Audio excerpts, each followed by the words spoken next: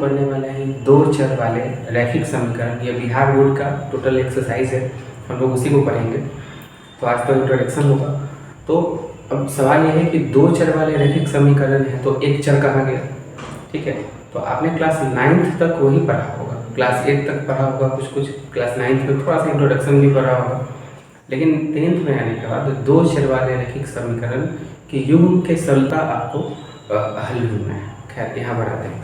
तो दो चर वाले रैखिक समीकरण क्या होता है और एक चर क्या होता है। एक चर करने का मतलब होता है कि ऐसा समीकरण जो इस रूप में हो, उसे दो चर वाले रैखिक समीकरण का अर्थ ही है कि बराबर का साइन होना चाहिए।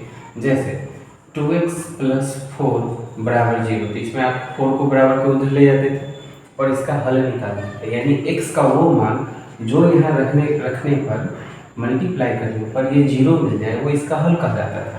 जैसे x की जगह पर अगर -2 रखा जाए तो गुना करने पर क्या होगा, 2 × -2 + 4, तो -4 + 4 = 0, ये 0 के बराबर आ गया, यानी ये इसका हल कहलाता था।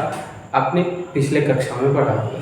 दो चर करने का मतलब होता है यहाँ पर एक चर मान है x, ठीक है, यानी वेरिएबल जिसको हम लोग कहते हैं, और ये जो a और b होता है वो कांस्टेंट होता है, यानी अचर मान होता है। याद रखिएगा, ये चर मान होता है, इसको हम लोग वेरिएबल कहते हैं, यानी ये हमेशा बदलते रहता है।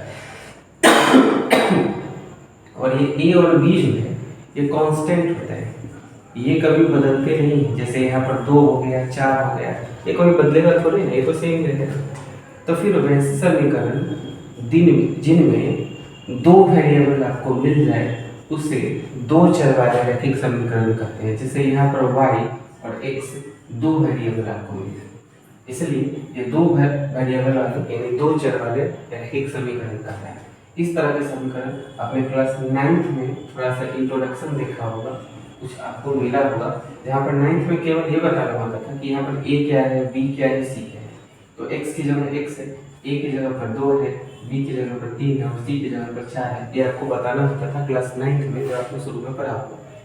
ठीक है, तो इस तरह से हम देखते हैं ये दो चर वाले रैखिक समीकरण है, लेकिन इनके घात कितने हैं। तो घात करने का मतलब होता है कि इसके ऊपर पावर कितनी है, यानी आपको एक घातीय दो चर वाले रैखिक समीकरण जिनके घात 1 हो आपको वो पढ़ना है। ठीक है, यानी x के ऊपर कितना घात है, यानी पावर 1 है, तो 1 है, तो आपको इस तरह के समीकरण के युग्म के रूप में पढ़ना है। अब युग्म क्या होता है वो समझते हैं। ठीक है, तो युग्म कहने का मतलब है कि जब दो अलग अलग टाइप के आपको इक्वेशन मिलना चालू हो जाए। जैसे एग्जाम्पल के तौर पर एक क्वेश्चन लेते हैं, 2x + 3y + 4 = 0, 3x + 6y + 2 = 0। तो ये दोनों एक ही प्रश्न के ये दो अलग अलग दो चर वाले रैखिक समीकरण हैं और इन दोनों का सॉल्यूशन हमें एक हल में करना है। तो यही कहलाता है दो चर वाले रैखिक, एक घातीय दो चर वाले रैखिक समीकरण जो एक घातीय हो लेकिन युग्म के रूप में हो। अगर दो चर वाले रैखिक समीकरण युग्म के रूप में होंगे तो उन्हें बनाने के टोटल हम लोग 5 विधियाँ पढ़ेंगे, लेकिन जरूरी नहीं कि बोर्ड एग्जाम में आप 5 विधियों का इंजेक्ट कीजिए, आप कोई भी विधि से बना सकते हैं। ऐसा कोई क्वेश्चन पेपर में लिखा नहीं होता है, खासकर बिहार वाले बोर्ड वाले बच्चों को, कि आपको उन्हीं मेथड से बनाना है। तो 5 विधियाँ कौन कौन है उसे आज हम देखते हैं। तो हमारे पास 5 विधियाँ हैं दो चर वाले रैखिक समीकरण के लिए। ठीक है, पहला तो आप ये समझिए, आप डिफिनीशन लिखने को लिख सकते हैं। ठीक है, ऐसे समीकरण जिसमें दो चर मान, जैसे दो चर मान उपस्थित हो, अर्थात ax + by + c = 0, जहाँ x और y चर मान है और a b c अचर मान है, अर्थात कांस्टेंट टर्म है, वैसे समीकरण को एक चर वाले दो चर वाले एक घातीय समीकरण कहा जाता है। अब सवाल ये उठता है कि इसके बनाने के कितने मेथड है। तो इसके बनाने के टोटल 5 मेथड है। आपको 5 मेथड जानने नहीं है, लेकिन बिहार बोर्ड के ऑब्जेक्टिव वाले सेक्शन में आपसे पूछा जा सकता है कि इसे बनाने के कुल कितने मेथड है। ऑप्शन होंगे 3, 4, 5, तो जो भी हो आपको टिक ऑफ करना है। ठीक है, तो इसके बनाने के देखते हैं कितने मेथड है। तुलनात्मक विधि, तुलनात्मक विधि, ठीक है, इसे इंग्लिश में कंपैरिजन मेथड कहते हैं, इसको कंपैरिजन मेथड कहते हैं। दूसरा होता है प्रतिस्थापन विधि यानी सब्स्टिट्यूशन मेथड।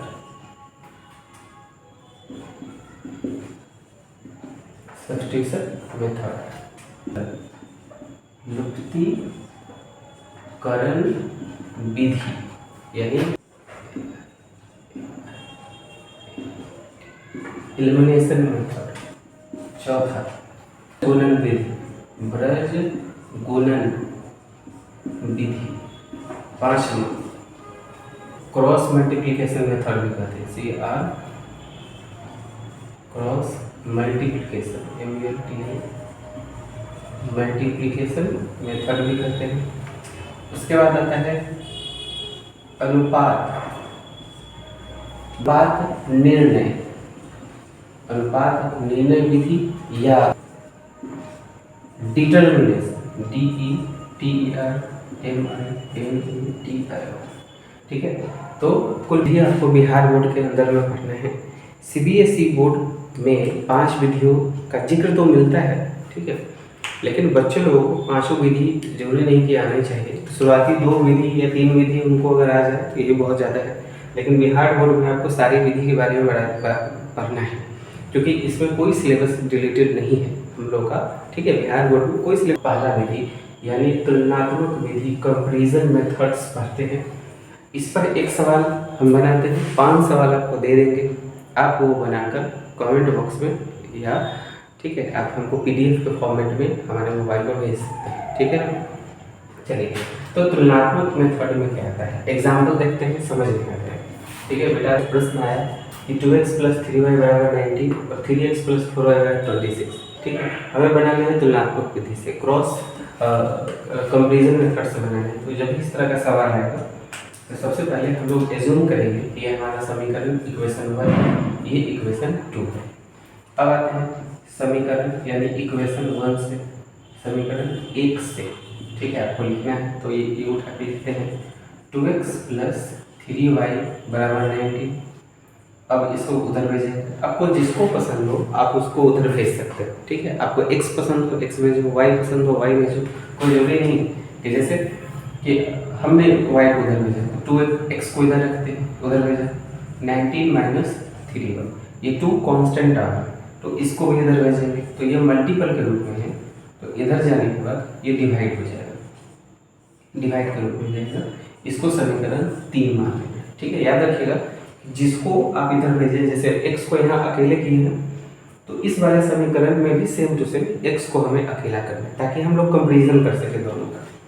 अब यहाँ पर समीकरण 2 से, समीकरण 2 से ठीक है क्या होगा, ये 3x + 4y = 26, क्योंकि x को ही हमें अकेले छोड़ना है इसलिए इसको उधर ले जाएंगे।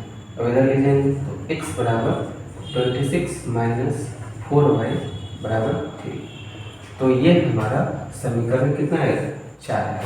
अब आप दोनों को कंपेयर कीजिए बारी बारी कि समीकरण 3 और 4 में कंपेयर कीजिए, x और x दोनों के पास कांस्टेंट है, तो ये हमारा समीकरण 3 और 4 से ये LHS वाला जो टर्म है वो कैंसिल आउट हो जाएगा और बचेगा हमारा ये दोनों टर्म।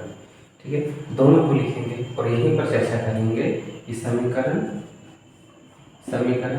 3 तथा 4 से, ठीक है, 4 से क्या होगा, ये टर्म दोनों कैंसिल आउट होगा, हमारे पास जो ये दोनों टर्म बचेगा उसी को कंपेयर कर देना है। तो लिखेंगे 19 - 3y/2 बराबर इधर से 26 - 4y/3। ठीक है, अब इसे नोट डाउन कीजिए, ऊपर का मिलाते हैं तब बनाते हैं फिर से। ठीक है, तो हटाते हैं इसे, एक काम है, अच्छा काम का तो था भी चलेगा, x ही का तो वैल्यू था, चलिए। तो अब ये दोनों को काम करते हैं, ये दोनों का एलसीएम लेंगे तो क्या हो जाएगा, इसको मिला सकते हैं, दोनों का एलसीएम लेंगे तो सॉरी क्रॉस गुना करते हैं, इसको इससे 19 × 57 57 -3 3 -9 -9 बराबर क्रॉस गुना 26 × 52 52, इसे 4 दूना 8 वाई, ठीक है। वाई वाले टर्म को एक तरफ, -9 ये माइनस में, इधर आने के बाद ये प्लस में हो जाएगा, ये वाई सब उधर जाएंगे, 52 -57 ये घटाएंगे तो माइनस वाई ये सब्सट्रैक्ट हो गया, फिर कितना आएगा -5 आएगा, माइनस और माइनस कैंसिल, तो वाई का जो मान है वो हमारे पास 5 है। अब y का मान समीकरण यहाँ पर जो 4 था या यहाँ पर 3 था, किसी में भी डाल सकते हैं, ठीक है। तो किसी में भी डाल लीजिए, समीकरण 3 से, समीकरण 3 क्या था हमारे पास, याद होगा 19 x बराबर 19 - 3y/2, तो y का जो मान आया था वो यहाँ पर चिपकाएंगे, 3 × 5/2, तो 19 - 15/2 कट किया जाएगा 4, कट किया जाएगा 2, तो इस तरह से x का मान हमारे पास कितना आया 2 और y का मान कितना आया 5।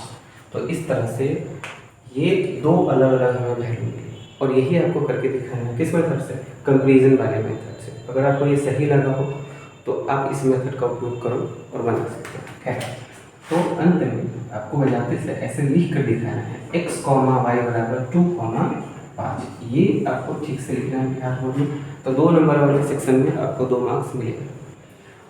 इसी मेथड पर 5 सवाल छोड़े जा रहे हैं, आप उसे बनाइए, ठीक है।